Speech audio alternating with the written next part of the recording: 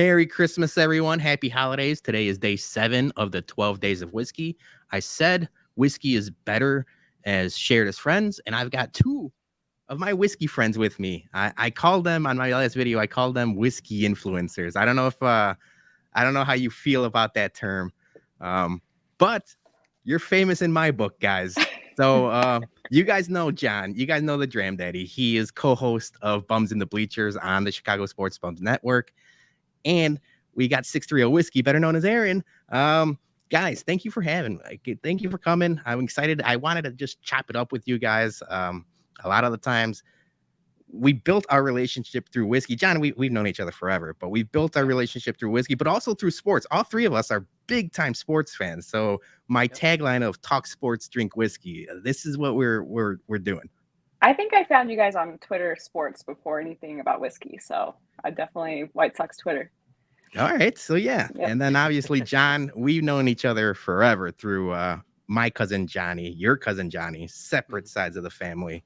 Yep. But yeah, I've known you as, a Cubs fan. I've known you as a pop punk emo guy, just like me growing up, in high school and through college. And then we were Jordan collectors for a little while. And now we might have a midlife crisis just buying every bottle you could find. Yeah, it's a pretty it's true. I mean, we literally just kind of talked about this, just gravitating from one collection to the next. I collected shoes for a long time, sneakers, and it's funny because you talk about bourbon, you talk about whiskey, having taters, right? Basically hype beasts in the sneaker game, right? That would just hype up a shoe for no reason. It would sell out, couldn't get your hands on it, then you watch it on resale, right? So it's kind of a same shit different toilet kind of a concept here. Yeah. And Erin, you're right there with us. You're a big time J collector too. Yep. I wouldn't say big time. I actually started collecting Jordans at the same exact time I started collecting bourbon. Horrible decision. That's wild. I at least staggered mine, which is crazy. So now I'm old enough to remember where I'm going to sound like the old man yelled at cloud guy. It was I remember where I could just buy whatever pair of Jordans I wanted on the shelf before it got super crazy. Mm-hmm. And I could say the same thing about whiskey. I do remember a time when OWA and even Blanton's were readily available. Yeah. And now we start collecting or we start liking these bourbons, and not 2, 3, 4 years later, everything's impossible to find again. It's basically like the sneaker market. Yep. Used to get the sneakers on East Bay, the good old catalog. East Bay. Oh yeah. Flip through and just order, over the phone or, the catalog order. But yeah, I mean, Weller, I think I was talking about with somebody, it was crazy. When I used to live in Pennsylvania, early 2012-ish, Weller was still, that was a well whiskey. Yeah. It was a mixer. It's crazy. Yeah. So I wanted to have you guys on, like I said, talk sports, drink whiskey. But my first question to you guys both is, John, you I remember kind of when you really got into whiskey or bourbon. You were on our podcast. You talked about Old Forester 1920 being one of your favorites and things like that. And slowly within the last, what would you say, year and a half, maybe 2 years, you really put the pedal to the metal, and I'll commend you. You've grown your brand as the Dram Daddy on Instagram, gangbusters. Like realistically, I don't want to call you an overnight success because I know it's a lot of hard work and a lot of posting, and there's a lot of commitment involved to all of this stuff that we do. But you really are killing it. So my first question is when did it start to where it's it's not just a hobby anymore? It's kind of a passion. Yeah, I mean, I would say I've been drinking whiskey for a while, and I did some a tour early on in 2016 was the first time I actually hit the trail. I went to Woodford Reserve, and that was such a cool experience where it expanded knowledge that I didn't even know anything about whiskey. I knew I liked it, and back then it was over ice or whatever, and it wasn't really taking the time to sniff and swirl and enjoy and look at the legs on it, or try to pick out notes or anything like that. So, it kind of started slowly. And I would say probably over the last 2-ish years is really when I got a better paying job. That really obviously changed That a does lot. help. That helps. Yeah, it you know, I was making almost 2 times what I was making in my previous job. So I think that obviously helped me along the way of being able to have some purchasing power. But when I started, it was really just it was to get online, it was to have fun, it was to educate myself, even more so. It was to gain more knowledge. It was also to meet people because, I mean, let's face it, when you get in your upper 30s, your 40s, it gets a little bit more challenging making friends or finding, things in common outside of like, if you're a parent or something like that, then yeah, you befriend like the parents of your kids, your kids' friends. But yeah, it was just something that I was like, look, I'm going to venture out. I'm going to try to put myself out there. I wanted to do something that was maybe a little bit outside of my comfort zone, which was trying to be a little bit more artistic or creative, because that's not necessarily my wheelhouse. I'm definitely more on the analytical side of life or the spectrum. And then it was to just meet people and just try to like figure out, hey, who's out there that actually knows about this stuff and can teach me more, or just be able to share this with it, and build, obviously belong to some sense of community. So that really kind of over the last couple of years just started it. And thankfully I've met people like Erin in the community that through tastings or events or just different things is open up my world just so much wider. So it's great to just connect with people because there's just so many people out there that just either know more or know less or know the same or are just out to have a good time. But it definitely helps, like, building those connections and, just kind of learning across the board. Yeah. And Erin, you mentioned finding us through Twitter, on White Sox Twitter. I found you through TikToks. And like, Yep. I say it all the time. Probably the funniest whiskey TikTok person in the game, or even now Instagram reels and all that stuff. So on Instagram, you're like close to what, like 11,000 followers on Instagram, 3.5-ish on TikTok and stuff like that. If someone on the street or in the mall, those videos where it's like, who's the most famous person in your cell phone? I might answer 630Whiskey. That might be the big thing. So how was it that you like, where did you start with both the whiskey and the social media aspect of it?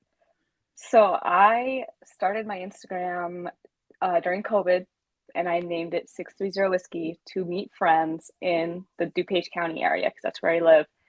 I originally, just for like work purposes, called it 630Whiskey Hobby, and just to be like, I promise, like I'm not an alcoholic. It's a hobby. I quickly got rid of that. And none of us are. Yeah, and so it's 630Whiskey.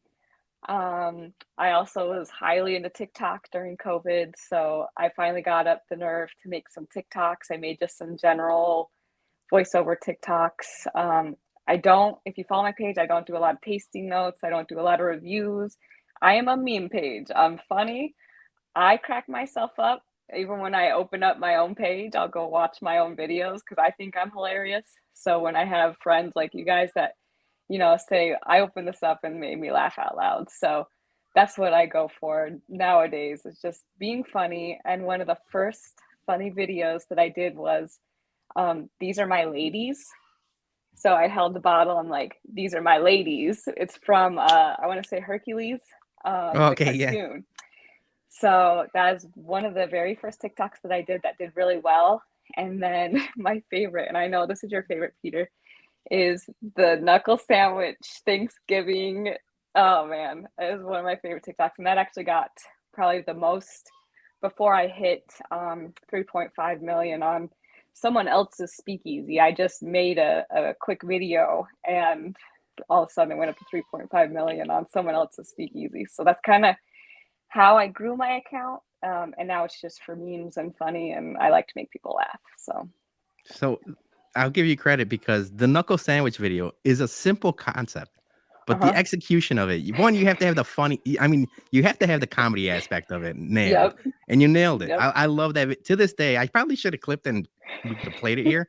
But if you guys are out on TikTok, 630Whiskey, she's got a Thanksgiving video for talking about wild turkey, and it's Yep. giving you a knuckle sandwich.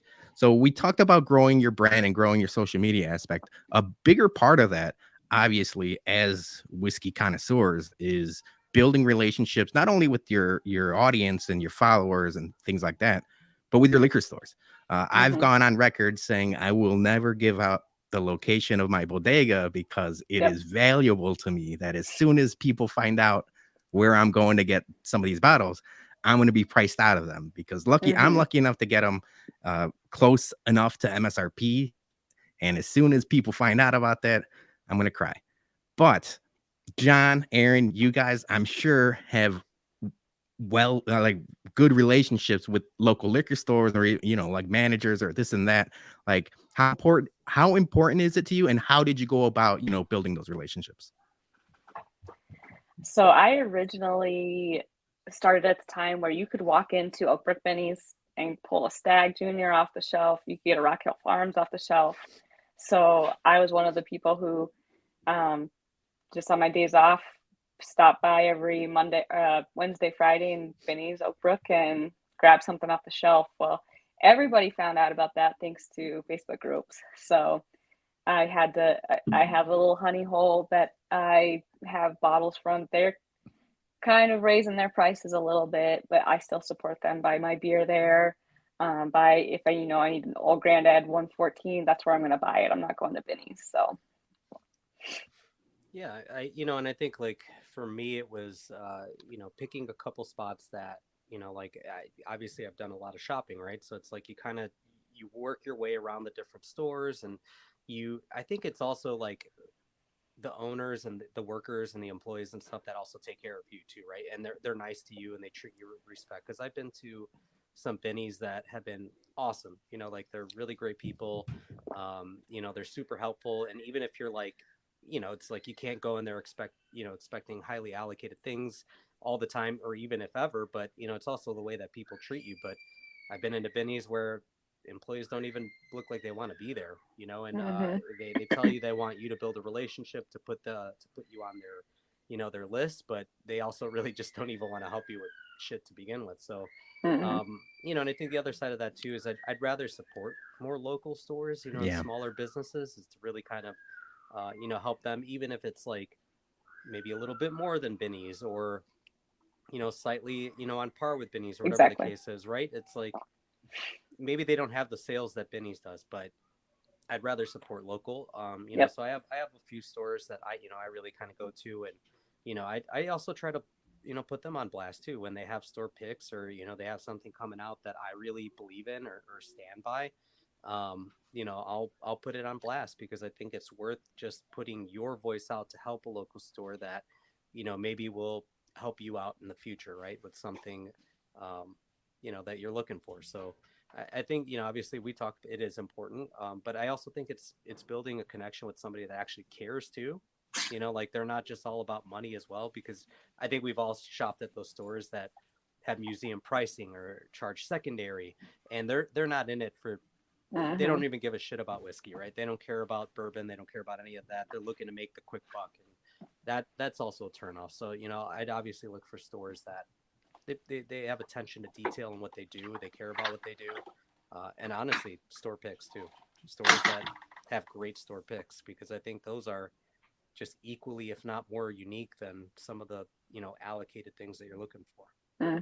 Yeah, so I just did my video for day 6 of the 12 days of whiskey, talking about store picks and how they're a good like building block between not only the regular consumer, but the collector or more avid fan of whiskey, because those stores that do put out the good store picks, it's going to go a long way in attracting and keeping customers like us who might know a little bit more. Now, by no means saying we're the end all be all of whiskey, because there's always a learning curve. There's always a learning process, and we will never know the everything about whiskey, but for like someone more knowledgeable, the store picks do go a long way. Now, me as a host, I did a bad job asking, because you talked about building relationships, John, and I know what we talked about pre-shows about what are you drinking. So I'm going to go around saying, what are you drinking right now? Because what you're drinking, John, is something that I've seen you post, and it's like you mentioned, it goes a long way when you do promote something that you believe in. Yeah, absolutely. So I'm actually drinking Beautiful in the Dam. They are based out of Chicago. They source from NGP. They get some amazing barrels. Erin and I have had the pleasure of actually hanging out with them. They had us out one night and did an event and really just kind of talked to us about their brand. And right now, there's only currently 4 offerings that they have. You know, it's their bourbon, it's their straight rye, and then the cast strength versions of those two. But they were phenomenal. And I found them out through one of my locals. I go to Malloy's in Glen Ellen, and I know Erin, shops there as well too. But they were one of the first stores to actually carry Beautiful in the Dam. So right away, I was like one of the first people that actually bought the rye and was just fell in love with it. Got to learn more about the brand, and great people behind it. Somebody that I could really stand behind and support. I know we're going to get to it later, but their rye was in one of my lists this year. So. Yeah. Now, Erin, I know what you're drinking. Why don't you promote the small up and coming brand that you have in your glass? It's pretty, no one's ever heard of them. It's, I think you could just go find it anywhere. Russell's 13-year. I don't know. It's delicious. It's like a good I'm just being shelf. sarcastic. It's great. It's fantastic. I wish I had another bottle. I opened it for my birthday this year, and it's a banger. Yeah, it's absolutely one of my favorite. Like batch 1 was one of my favorites of what is it now? Year and a half 21. ago? Yeah, 21. Mm-hmm. And this is batch 3. And peer pressure always gets to me. So Erin, I saw you pouring yours right when we were going on pre-show, and I'm like, you know what? I'll join you. So I also have the Russell's 13 with me. Heck yeah, cheers. Well, shit, maybe I'll join you right after. Yeah. There we go. See, there we go. Cheers, guys.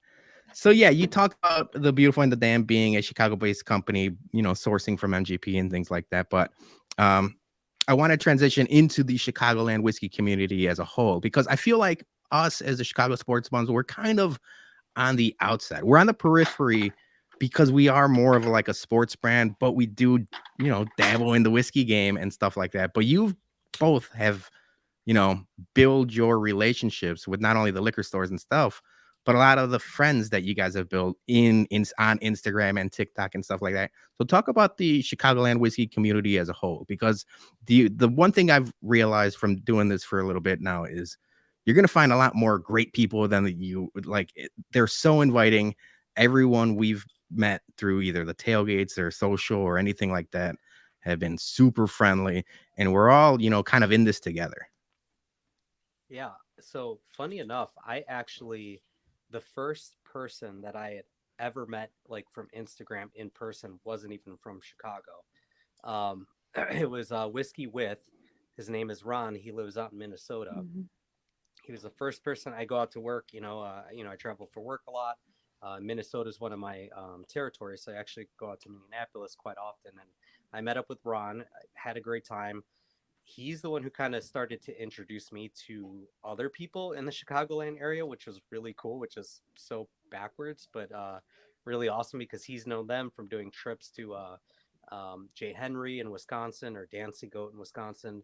So then I slowly started to just meet different people, Erin obviously included. I followed Erin online, I think a little bit beforehand, because of the memes. I love the memes, are hilarious.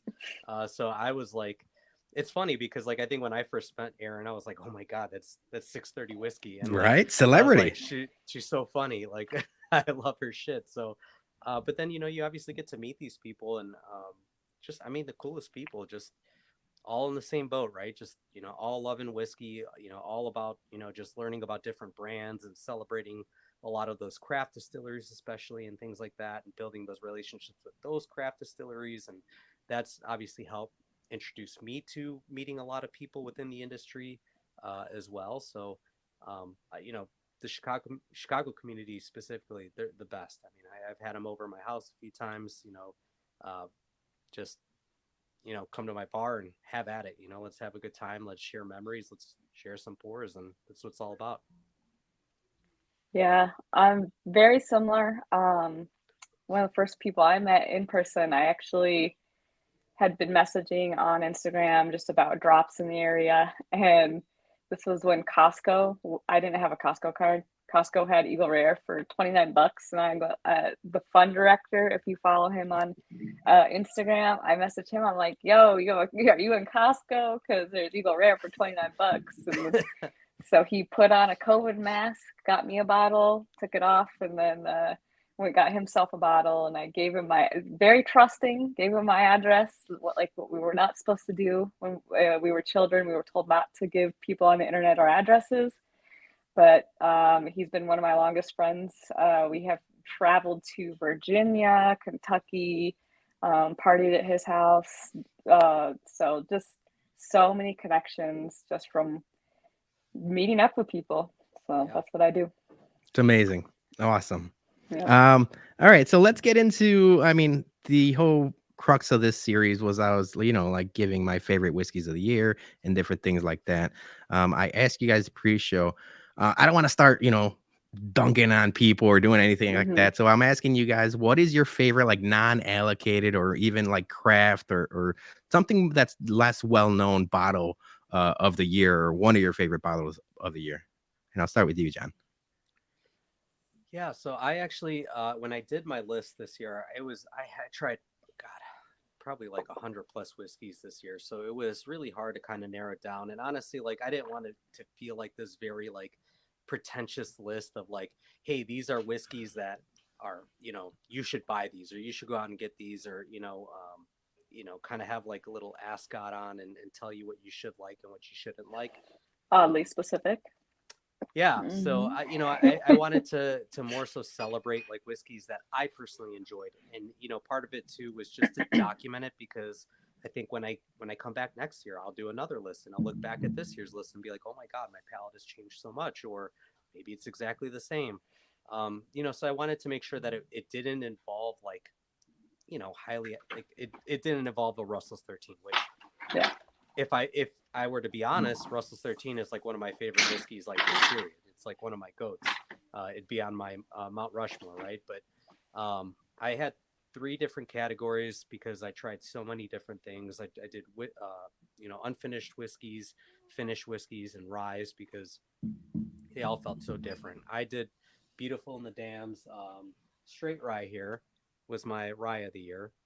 It's a 95.5 MGP rye, which was you can't go wrong with 95.5. Can't. And it's aged 6 plus years, which is honestly, I think it was closer to 7 plus, because it was a mix of barrels between 6 and 8.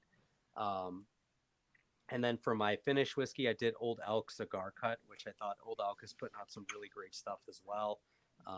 Erin and I were just at one of their tastings recently.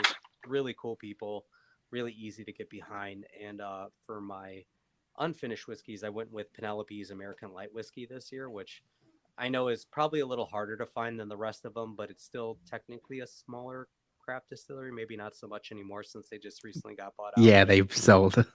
Yeah, but prior to that, they were. So, those were the 3 that I was like just super stoked about this year and absolutely love. And I'm going to be so sad when I kill those bottles and can't find a backup. Yeah, and Penelope does have some Chicago ties. So I know one of the owners, he's from the Chicagoland area. So shout out to them. Erin, what do you have for us? So if you have followed any of my recent TikToks, oh, my dog is barking here. That's cool. I'm not a big list person because, first of all, I drink so much whiskey. Whatever I'm drinking at the time is my favorite. But my best grab that's not allocated, at least for this area, is the Fortuna. I happened to see it on vacation in Syracuse, New York. MSRP just sitting on a shelf, and I'm like, I'm going to grab this. Went to the hotel, popped it open, and it's absolutely delicious. I've drank 3/4 of the bottle already since August, so that's definitely my surprise pickup of the year. That's not, it wasn't allocated. I didn't have to ask anyone to get it from the back for me or anything, so it's sitting on a shelf in New York. I like that. Yeah. All right, now, unfortunately, I am going to ask you about the allocated stuff. I'm going to ask you about, I don't want to say like the biggest flex of the year, but like, what is something that you're like, man, I can't believe I was able to get my hands on it this year? Because I just did it. I just did a video on it recently. My buddy John, shout out John, text me about the Michter's Toasted Barrel Rye, and that's been a bottle I had been chasing for years. I love all things Michter's, and especially all things toasted Michter's. So as much as, it sucks because a lot of the most likes or more retweets or more shares or different things like that is when you end up flexing a bottle or two, like you just can't get away. I would love to post, Wild Turkey 101 7 days out of the week and just call it a day. But, as much as Wild Turkey is awesome and it stays on my shelf forever, it's just not going to move the needle as opposed to a Purple Top or, something allocated. So what's something that you were able to get your hands on that you're thinking, wow, I can't believe I actually got this? So for me, I'm going to say this bottle. It's not one that I got this year, but I did open it this year. And it is the most delicious bourbon. Oh, it's the hell yeah. Parker's Double Barrel. Another one that I popped for my birthday in March. I got it in November, like allocation season last year. It's so good. I can't even describe how good it is. And I'm going to be so sad when that bottle's gone because it is, I would say, the best bourbon I've drank this year.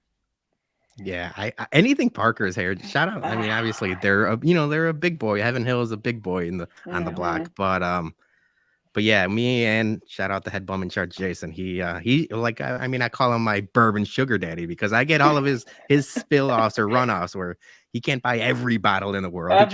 He tries to, and credit to him. But I get a couple of the other ones, That's cool. And we're both huge fans of Parker. So I mean, obviously you can't go wrong with anything Parker's heritage. John, what do you got for us? Yeah, so one that I would say was my favorite, also just favorite whiskey of the entire year, if I'm including like allocated or hard to find or, just, big flex bottles, if you will. I'm going to go with the Four Roses 135th year anniversary. We actually had some of this past weekend with some friends. I was so I walked into the shop. Hey, you got anything coming in today? They're like, actually, we do. Pulled it out. I was like, I don't care what it costs. I'm going to buy that bottle because, I tried 2022s and it was phenomenal. And this one by far is just, it's aged between 12 and 25 year barrels. Just beautifully crafted, so complex. Got the right amount of spice and heat on it. It's a phenomenal pour, and I honestly I feel so lucky to have it, and even luckier to just have shared it with people too. People that have tried to trade for it from me.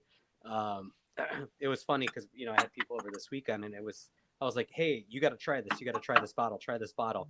And I saw people kept eyeing it and just not wanting to touch it out of respect, almost, where it's like, I don't want to drink your good shit, like kind of deal. And it's like, hey, that's the whole point. Like, come drink my good shit. Try it out. Especially if you don't have it or it's it's harder to find.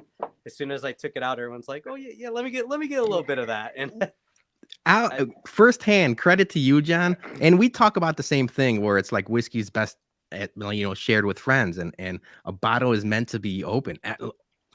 I would say 90% of my bottles are open. Like the only ones that aren't, if I have something like double of, and even that, it's just because like I like it so much that I'm not collecting it and storing it like it's a museum. And you invited us over to your house. We popped some old fits. We popped a bunch of things that were like, I don't know if we should be popping these things, but you were insistent. So thank you. But Erin, you as well. Like you brought bottles to our tailgates this year. We'll bring whiskey bottles for everyone to have at White Sox game and stuff like that. Mm-hmm. So I do want to give credit to both of you guys because it is a big part of the community. But there's a lot of people that might not want to, be as forthcoming with their bottles as you guys have. Yeah, one of the things that I found was awesome was we did go to John's house, and he specifically said, don't bring any bottles to my house because I'll bring some top bottles. I think I brought a E.H. Taylor barrel proof last time I came to his house. We popped that. I think you were there, Peter. So he said, please don't bring any bottles. I have so many bottles. And then he was popping bottles and it was just a great time. So hell yeah. Cheers to that, John. The community is just awesome. Yeah. All right. So before I end the show and ask you guys just your whiskey of the year, I am going to do a little bit of business because Jason, the head bum in charge, has something prepared for us. And by us, not us three, but the viewers. It's the holiday season, and finding the perfect gift can always be stressful. If you have a picky dad or a drunk uncle you can't find a gift for, then give the gift of bourbon. Bourbon makes a great Christmas gift, and the bums have you covered. Stop by Greene Valley Wine and Spirits in Bolingbrook and get a bottle ASAP. Our 9-year Knob Creek bourbon, our 8-year Knob Creek rye, and our NULU toasted wheated will have you feel like you're sitting in front of the Yule log, making you all warm and toasty on the insides. So don't give the same boring gift card this year. Give the gift your whole family will love. Whiskey from the Bourbon Bums. I'll tell you what, last time I saw Jason, that man was trying to sell those bottles. That guy, So, he sells. He's a pit bull. Credit to Jason. He's a pit bull. And thank you, John. I know you just, you flashed them. But yeah, so that was a little bit of business we did. But before we end, I asked you guys, what would you consider your whiskey of the year? John, I know you had your list out on Instagram, and for those that haven't seen it, what did you pick as your whiskey of the year? Yeah, so I had those, like I said, I had 3 different ones. I went with the unfinished, finished, and rye. Again, beautiful, the dam, straight rye, 100 proof, bottle and bond, go get it, phenomenal.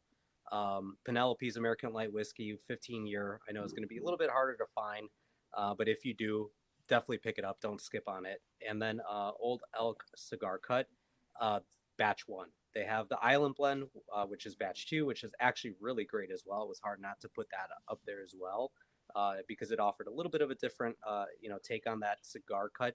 But batch 1, I know there's some kind of floating around in the Chicagoland area. I see them from time to time, but that one was an absolute banger. It was one of my favorite whiskeys, just period. So yeah. Okay. Erin, I know you said you don't like doing lists, you don't like doing tasting notes, but you got something? Do you have anything? I think that was it. That was the Parker's, man. That's that's the whiskey, the best whiskey I've had all year. So I like it. Yeah. All right. I have a lot of bottles to open from allocation season, so the year is still young. Hell yeah. I like that. All right. Before I let you guys go, where can we find you? John, I know Bums in the Bleachers. We got to talk some baseball eventually. I know we're waiting on the White Sox and Cubs to do something in the offseason, but the hot stove is cold right now. So besides Bum in the Bleachers, which should be getting going, hopefully, before the beginning of the season, where can we find the Dram Daddy? Yeah, so we are obviously, Bums in the Bleacher. Definitely follow us. Check out our pod whenever we go back on. We're waiting for the Cubs to do something to make some big moves so we can kind of get back up on our feet and shoot some podcasts again. But I'm only on Instagram. I'm not, honestly, I know, like we talked about, like growing our brands.